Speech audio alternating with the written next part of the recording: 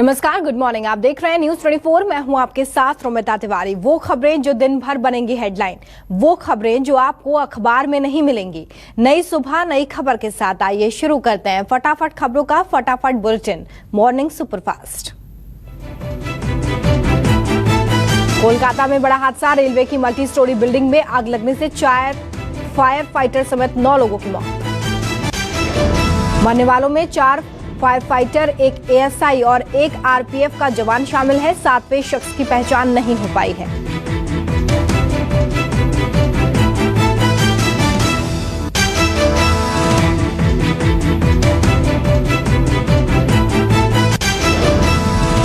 दरअसल कोलकाता में सोमवार शाम एक मल्टी स्टोरी बिल्डिंग की 13वीं मंजिल पर आग लग गई थी। मौके पर दमकल की 15 गाड़ियां मौजूद। आग पर तो काबू पा लिया गया है, लेकिन अभी कूलिंग का काम चल रहा है।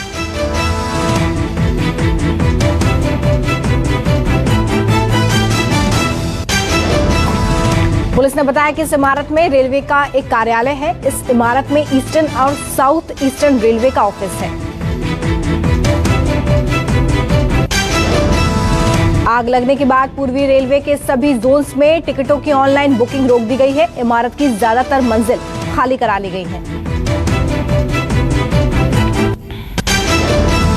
फायर ब्रिगेड के एक अधिकारी ने बताया कि आग शाम 6:10 पर लगी थी। आग लगने का कारण अभी साफ नहीं है। हादसे की जानकारी मिलते ही सीएम ममता बनर्जी मौके पर पहुंची। घटनास्थल का लिया जायजा। ममता बनर्जी ने मरने वालों के परिवारों को 10 लाख रुपए मुआवजा देने का ऐलान किया है। साथ ही सरकारी नौकरी देने का ऐलान किया।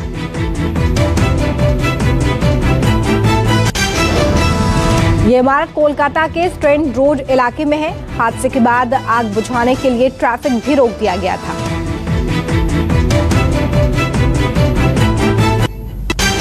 आज नंदीग्राम पहुंचेंगे सीएम ममता बनर्जी। चुनाव लड़ने की घोषणा के बाद ममता पहली बार यहां का दौरा कर रही हैं।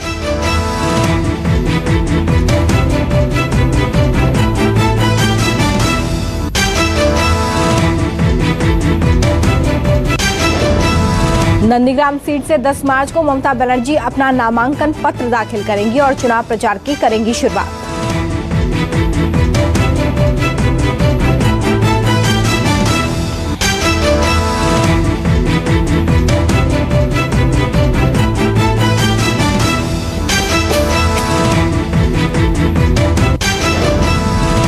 बताया जा रहा है कि टीएमसी अध्यक्ष आज दोपहर 12 बजे अपना घोषणा पत्र जारी कर सकती है।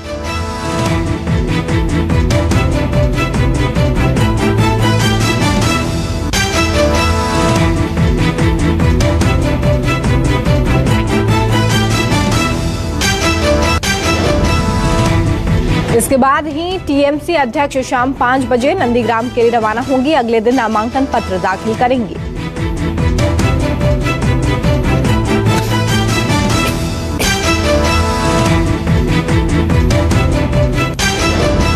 इस दौरान ममता बनर्जी वहां पर कार्यकर्ताओं की एक सभा को भी संबोधित करेंगी। 11 मार्च को वापस कोलकाता जाएंगी। ममता का पर्चा दाखिल किया जाएगा। ममता के पर्चा दाखिल करने के बाद इसी नंदीग्राम सीट से बीजेपी प्रत्याशी शुभेंदु अधिकारी 12 मार्च को अपना नामांकन भरेंगे, जिसमें पार्टी के कई कद्दावर नेता शामिल होंगे।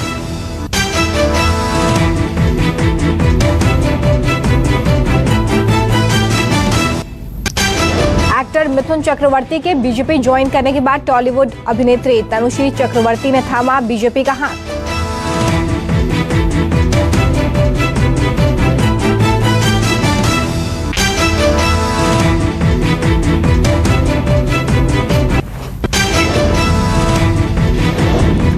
ममता बनर्जी के चुनाव से पहले फिर लगा झटका। टीएमसी के 5 विधायकों ने ज्वाइन की बीजेपी।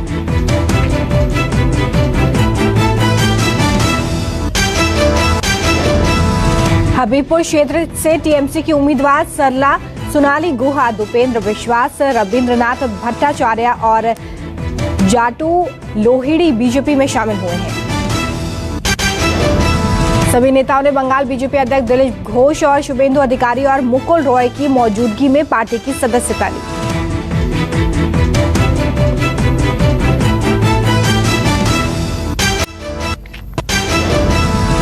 उत्तराखंड में सियासी हलचल पर बीजेपी के राष्ट्रीय अध्यक्ष जेपी नड्डा ने गृह मंत्री अमित शाह से की मुलाकात। उत्तराखंड सीएम त्रिवेंद्र सिंह रावत को बीजेपी आला कमान ने किया दिल्ली तलब। इस बैठक में राज्य के राजनीतिक हालातों पर चर्चा की गई। माना जा रहा है कि बीजेपी उत्तराखंड में सीएम त्रिवेंद्र सिंह रावत को बदलकर उनकी जगह किसी नए चेहरे को सीएम बना सकती है। सीएम की रेस में बीजेपी के कई दिग्गज नेताओं का नाम लिया जा रहा है। पहले सीएम रावत जेपी नड्डा से मिले और फिर देर रात बीजेपी नेता अनिल बलूनी के घर पहुंचे। आज होने वाली सीएम आवास पर विधायक दल की बैठक की खबर को विधायक मुन्ना सिंह चौहान ने खारिज कर दिया है। सूत्रों के मुताबिक दिल्ली में होने वाली बीजेपी संसदीय बोर्ड की बैठक में उत्तराखंड को लेकर कोई बड़ा फैसला लिया जा सकता है। लोकसभा अध्यक्ष ओम बिरला ने कहा कि सदन की कार्यवाही आज से अपने सामान्य समय अनुसार शुरू होगी। सदन की कार्यवाही कोरोना काल के बाद पहली बार अपने सामान्य समय सुबह 11 बजे से शाम 6 बजे तक चलेगी। वहीं कल संसद में बजट सत्र के दूसरे चरण की कार्यवाही शुरू हुई, लेकिन थोड़ी ही देर के बाद हंगामे के चलते सदन को स्थगित किया गया। कांग्रेस सांसद मल्लिकार्जुन खड़गे ने तेल की बढ़ती कीमतों को लेकर शून्यकाल को स्थगित करने की मांग की, जिसे लेकर सदन में हंगामा हुआ। आपको बता दें कि कोरोना के चलते पिछले सत्र और वर्तमान सत्र के पहले चरण में संसद के दोनों सदनों की बैठक के समय में बदलाव किया गया था। दिल्ली विधानसभा में आज दिल्ली का पहला ई बजट पेश होगा। उप मुख्यमंत्री और वित्त मंत्री टैब से बजट पढ़ेंगे। इस दौरान विधानसभा में बैठे सभी मंत्रियों और विधायकों को भी टैब दिए जाएंगे। दिल्ली विधानसभा का ये देशभक्ति बजट होगा, जिसमें दिल्ली सरकार एक खास मास्टर प्लान पर काम कर रही है। इस बजट का मकसद आजादी के 100 साल पूरे होने तक यानी कि 2047 में दिल्ली के हर नागरिक की प्रति व्यक्ति आय सिंगापुर के बराबर होगी। सरकार इसके लिए बजट में आर्थिक सुधारों को लेकर नई घोषणाएं कर सकती है।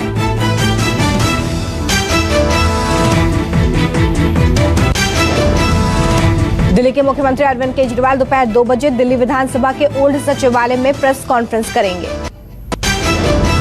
पीएम मोदी आज 12 बजे वीडियो कॉन्फ्रेंसिंग से भारत और बांग्लादेश के बीच मैत्री सेतु का उद्घाटन करेंगे। प्रधानमंत्री इस कार्यक्रम के दौरान त्रिपुरा में कई बुनियादी ढांचा परियोजनाओं का उद्घाटन और शिलान्यास करने वाले हैं। मैत्री सेतु पुल फैनी नदी पर बनाया गया है। ये नदी त्रिपुरा और बांग्लादेश में भारतीय सीमा के बीच बहती है। मैत्री सेतु नाम भारत और बांग्लादेश के बीच बढ़ते द्विपक्षीय और मैत्रीपूर्ण संबंधों का प्रतीक है। इस पुल का निर्माण राष्ट्रीय राजमार्ग और बुनियादी ढांचा विकास निगम लिमिटेड ने 133 करोड़ रुपए की लागत से किया है। तो वहीं पीएम आज शाम 5 बजे दिल्ली में 21 विद्वानों द्वारा श्रीमद् के श्लोकों की व्याख्या के साथ 11 खंडों का लोकार्पण करने वाले हैं। दिल्ली के बॉर्डर पर किसानों के आंदोलन को 3 महीने से ज्यादा हो गए हैं। कृषि कानूनों पर गतिरोध अब भी बरकरार है। आज संयुक्त किसान मोर्चा आगे की रणनीति को लेकर एक बैठक करेगा, जिसमें आंदोलनकारी किसान संगठनों की चुनावी राज्यों के लिए ड्यूटी तय की जाएगी। नोएडा के भाटा परसोल में आज आरएलडी ने किसान महापंचायत का आयोजन किया है, जो कि दोपहर 12 बजे होगी। पंचायत को आरएलडी युवा नेता जयंत चौधरी संबोधित करेंगे। इस दौरान पुलिस भी अलर्ट रहेगी। किसान नेताओं की हर गतिविधि पर नजर रखी जाएगी। गर्मी के आते ही किसानों ने कसी कमर। सूरज की तपिश से बचने के लिए तैयार हो रहे हैं खास कूलर। प्रिंट की जा रही है किसान आंदोलन की कहानी। सिंगू बॉर्डर पर भेजे जाएंगे ये कूलर। किसान नेता राकेश टिकैत और गुरनाम सिंह की तस्वीर इस प्रिंटिंग में होगी।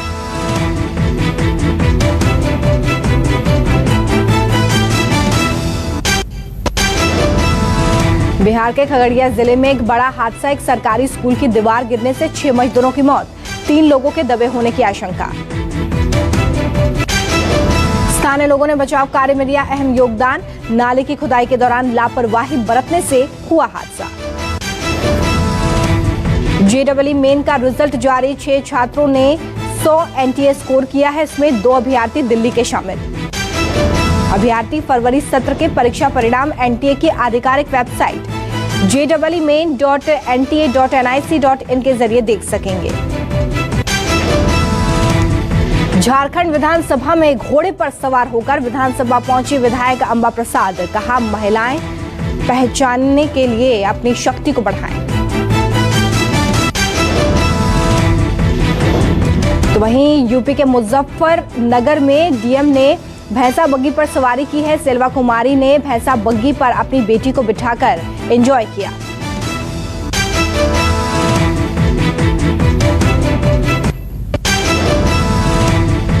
कल देश में अंतर्राष्ट्रीय महिला दिवस मनाया गया। वाराणसी में महिलाओं के लिए विशेष आयोजन हुआ। वाराणसी के 80 घाट पर 1000 से ज्यादा महिलाएं और लड़कियां इकट्ठा हुई, हाथ में दिया लेकर शिव तांडव का पाठ किया। जैसलमेर के पोखरण में फील्ड फायरिंग रेंज में बड़ा हादसा। सैन्य अभ्यास के दौरान बम फटने से बीएसएफ जवान गंभीर रूप से घायल जवान को अस्पताल में भर्ती किया गया। कुछ दिन पहले भी हादसे में एक जवान अपनी जान गंवा चुका है।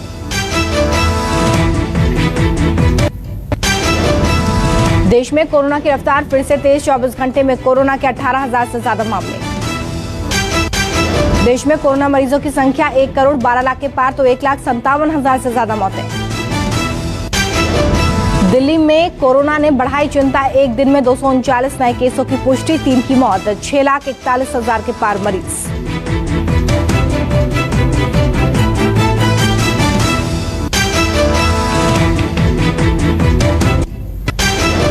महाराष्ट्र में महामारी का कहर जारी। 24 घंटे में सामने आए 8,000 से ज्यादा मामले, 38 लोगों की मौत, 22 लाख के पार मरीज। आंध्र प्रदेश में पिछले 24 घंटे में कोरोना के 74 नए मामले सामने आए हैं, 2 की मौत हो गई है, 8 लाख के पार मरीज।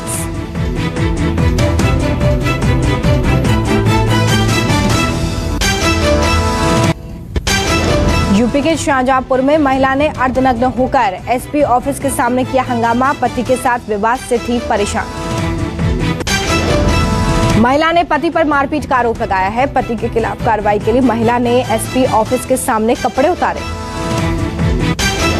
एमपी में बालाघाट पुलिस ने 14 लाख के इनामी नक्सली को किया गिरफ्तार। पूर्व मंत्री लिखीराम की हत्या का आरोप है।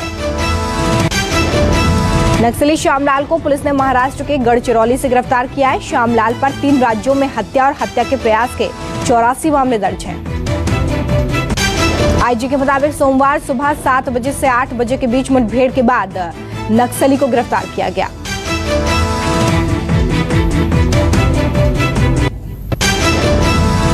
बिहार के बेगूसराय में मिट्टी में दबकर एक मजदूर की मौत। सिविल निर्माण में कर रहा था मजदूरी।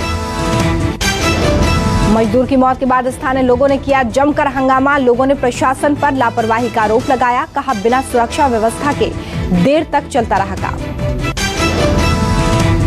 बिहार के पूर्वी चंपारण में एक इंजीनियर का पंखे से लटका हुआ शव मिला है। पुलिस जांच कर रही है। इंजीनियर अमर सक्सेना एक प्राइवेट कंस्ट्रक्शन कंपनी के लिए काम करता था। फिलहाल रेलवे लाइन के दोहरीकरण के प्रोजेक्ट पर काम कर रहा था। राजस्थान के अजमेर पुलिस को मिली बड़ी कामयाबी। शार्प शूटर विशाल कुमार को किया गिरफ्तार। विशाल अजमेर के विक्रम शर्मा हत्याकांड में शामिल था। 10,000 रुपए का था इनाम। फतेहपुर में एक लैब टेक्नीशियन की संदिग्ध हालत में मौत। बहुआ पीएचसी में तैनात था। मृतक की पत्नी के मुताबिक कोरोना का टीका लगवाने के बाद बिगड़ी पति की हालत।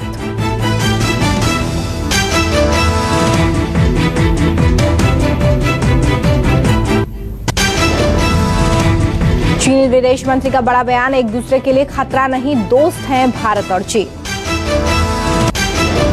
नेपाल पीएम ओली और पुष्प कमल को सुप्रीम कोर्ट से लगा झटका। दोनों दलों का विलय हुआ रद्द। ताइवान को लेकर अमेरिका पर फिर भड़का चीन। बाइडेन प्रशासन को दी हद में रहने की हिदायत। स्विट्जरलैंड में भी मुस्लिम महिलाओं के बुर्का पहनने पर बैन लगाने की तैयारी। 51% लोगों ने बुर्के पर प्रतिबंध लगाने के पक्ष में किया मतदान।